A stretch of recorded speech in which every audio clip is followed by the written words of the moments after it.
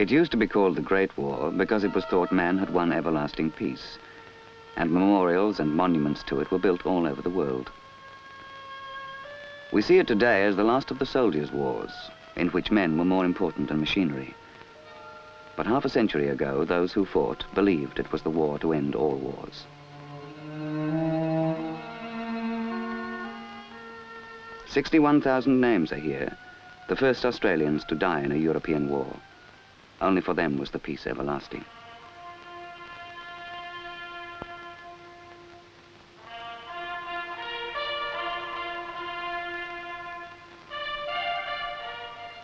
The names of many of those who survived it are to be found in the files of the repatriation department.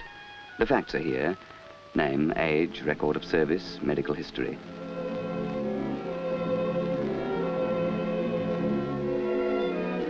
But the forms don't tell you what went on inside a man's mind. You can't turn a page and find out what it's like to have your youth drained away in battle.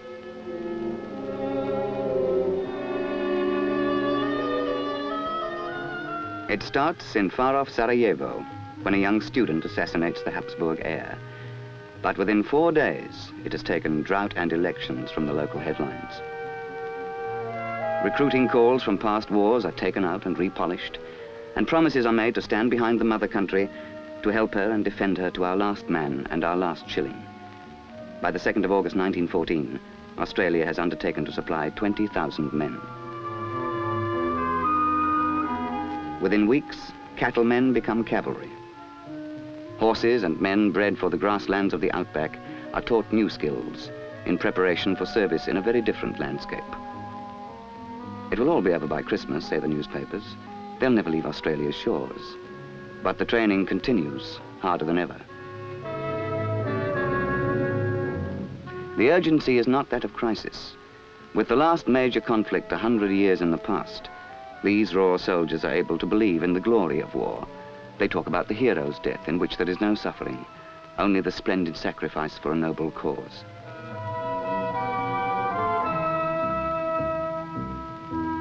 So, in the beginning, the goodbyes are for men with stout hearts. It is as well they will need them.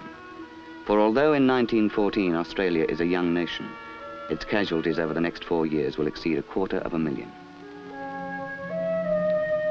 Later, they will leave under cover of darkness, and a voyage will be a dangerous exercise.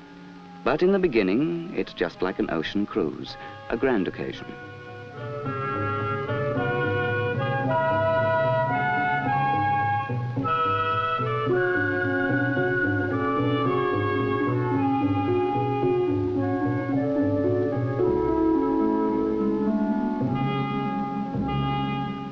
And then, with the first sight of foreign lands, the adventure begins.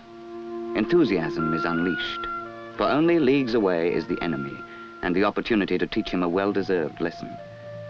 And at this desert training ground, in the backyard of battle, the digger philosophy is born. Compounded of bush law and mateship, resourcefulness and loyalty, it is the quality which will make them the best of spearhead troops, with the highest casualty rate in the Empire. But on the 25th of April 1915, the romance will begin to assume a different look. Earl Evans landed at Gallipoli on the first day of the invasion. He was wounded there. A bullet passed through his knee. He was one of 24,000.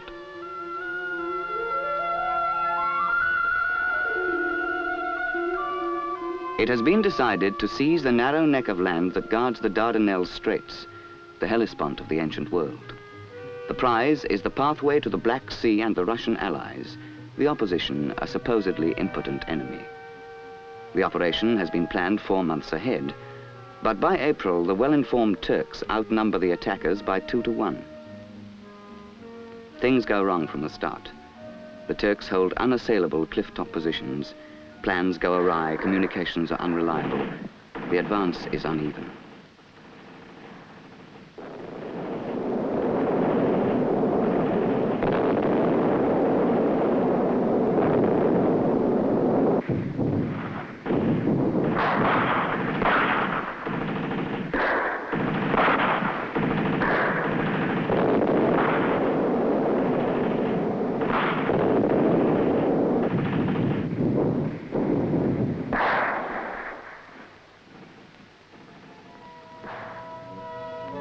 Within months, this rugged no man's land will become the center for recriminations, accusations, and postmortems. And while politicians in London argue about what went wrong, at Gallipoli, romanticism dies in a fly-blown hole in the ground.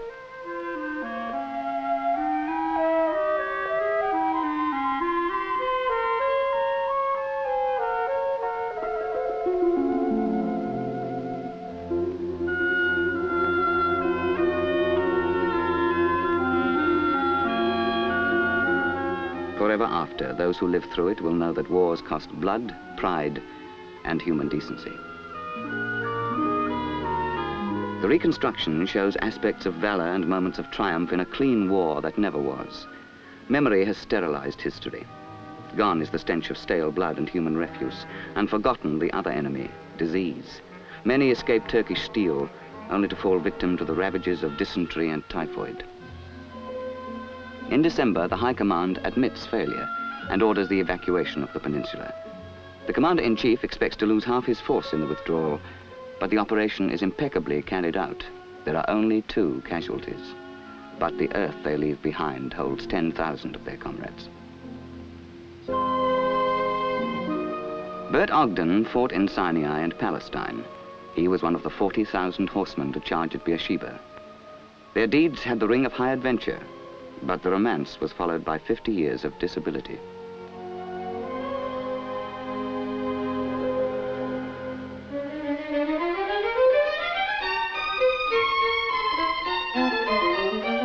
The war in the northern desert is a very different affair from Gallipoli, but it too is the kind of which legends are made.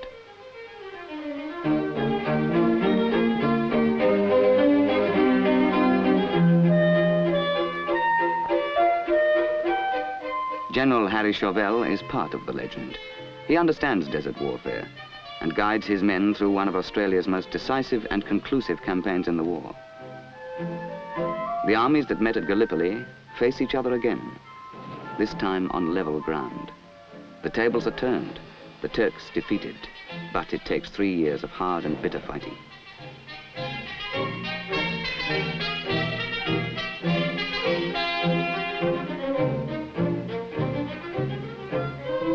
"40,000 prisoners of war are taken in this campaign.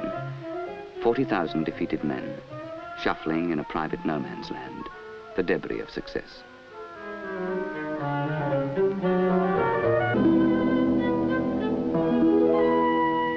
The victors enter Beersheba, and the wounded follow.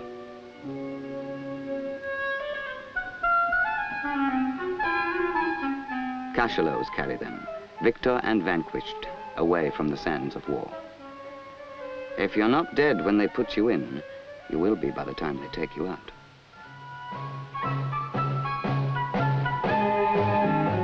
The reward of victory in this arid world is water, and when the day is won, the wells flow over. In the quiet after the battle, the medical corps does its best to repair damaged bodies. For the prisoners, there is the added pain of defeat. After the campaign come floods and disease. There is no sweetness in tomorrow. This is one of the lessons of war.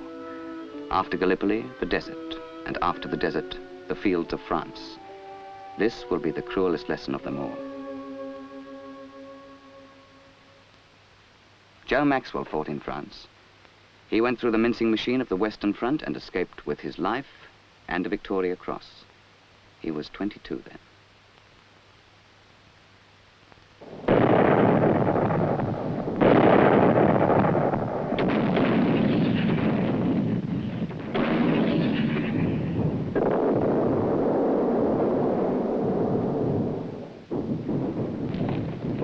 High Command has abandoned strategy.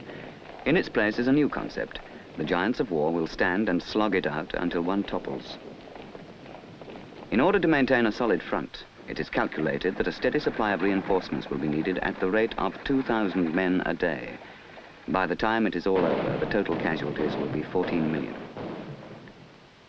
It is an age in which the machinery of death has reached a high level of sophistication. Some of the new guns, developed before the war, have waited as long as 20 years to be field tested. Death is achieved in a dozen different ways.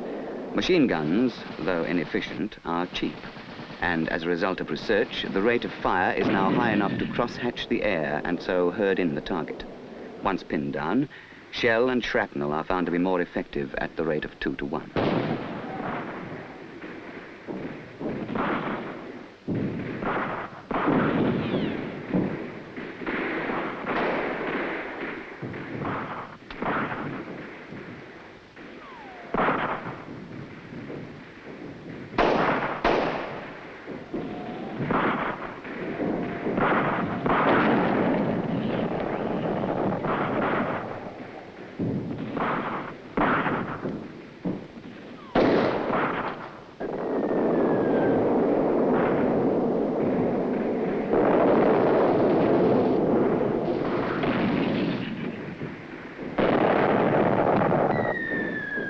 Barbed wire is added to a landscape already made cruel by flood, mud, frost, and snow.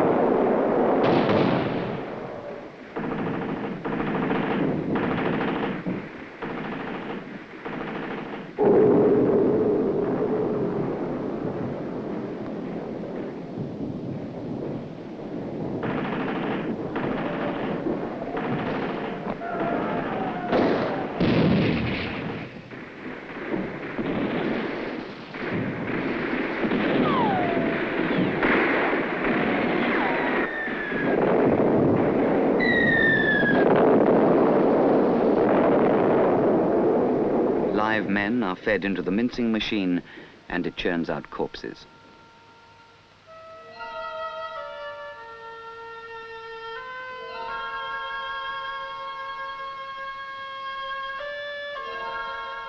The pauses in battle are just long enough to harvest the wounded and the dead. For those who are left, this is the worst time of all.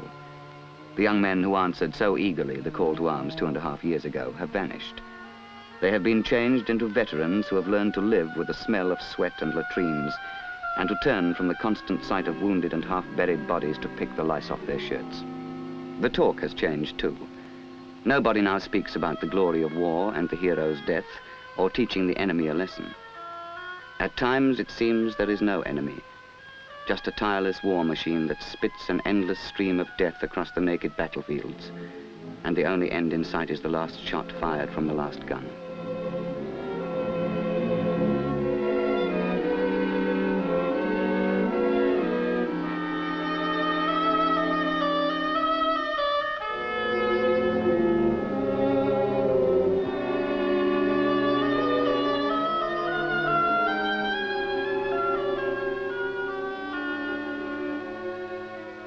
Being wounded is a lottery.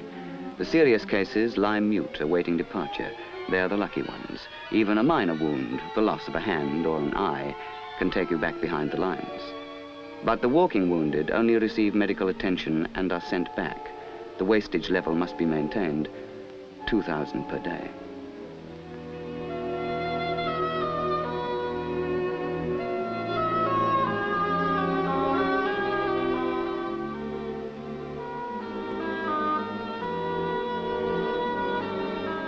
More efficient weapons are needed, and it is thought that gun-bearing tractors might be armored to become the invincible weapon.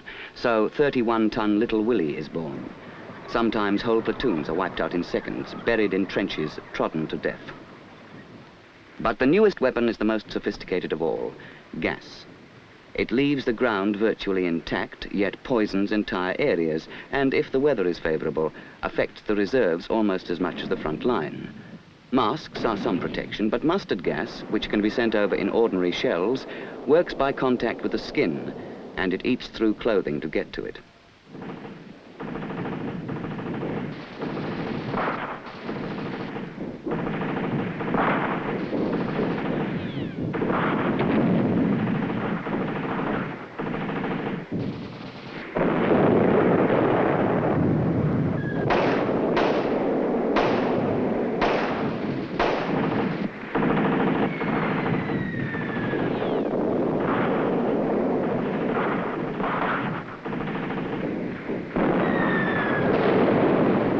1917 closes on a land leached by blood.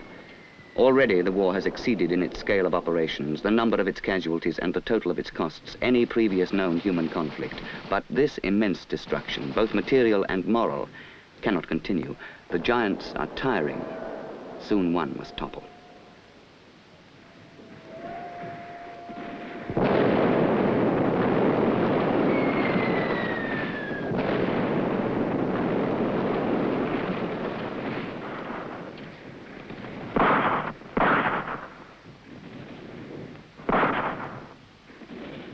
At 6:50 a.m. on the 11th of November, 1918, the message goes out. Hostilities will cease at 1100 hours today. Troops will stand fast on the line reached at that hour.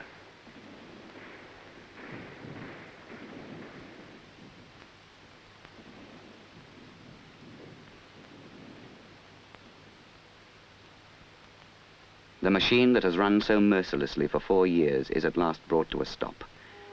Now begins the task of rebuilding, mending, repairing. The scarred buildings can be rebuilt. The war-torn fields can be sown again. But the men, they can never be made the same.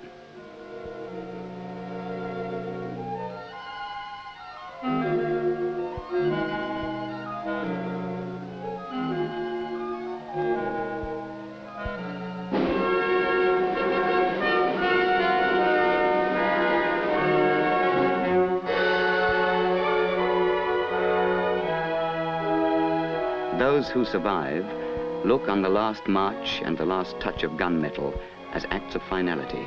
They believe the war to end all wars has been won. They believe the prize is worth the price. They are going home to a golden peace, to a promised land fit for heroes.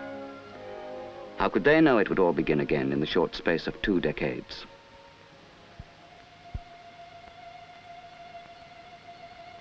The names of many of those who survived it are to be found in the files of the Repatriation Department. The facts are there: name, age, record of service, medical history. But for the young men and women who serve the veterans today, the facts are not enough. They must know about the war, must translate the facts, and understand what each man went through.